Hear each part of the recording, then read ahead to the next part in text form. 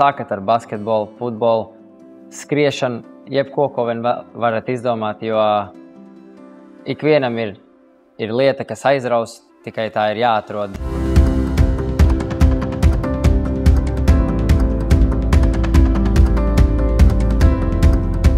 Bija aktīva sporta nedēļa jau ir kļuvusi par mūsu tādu ģimenes tradīciju. Mēs jau katru gadu gaidām, kad būs šis septembris un kad mēs atkal varēsim piedalīties.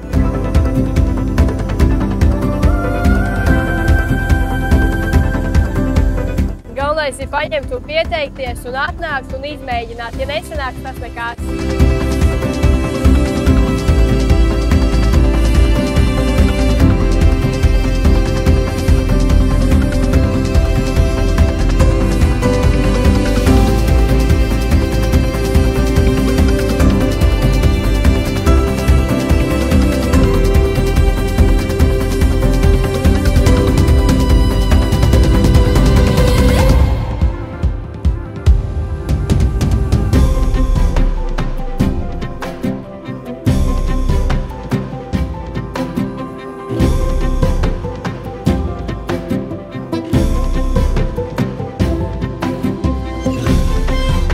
For the people who never tried Zumba before, the thing is, you don't have to be a dancer, you don't have to have any dance background. The most important thing that you just try it, just move with the music. The people are always welcoming and will make you feel home. Tas ir tik forši, tāds gandarījums.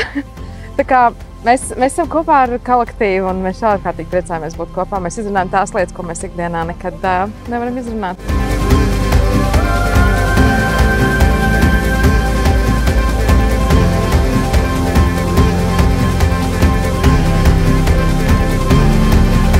Šeit pulcēs aktīvu dzīvesveidu piekritēji, kur īpašā gaisotnē izbauda ūdeni.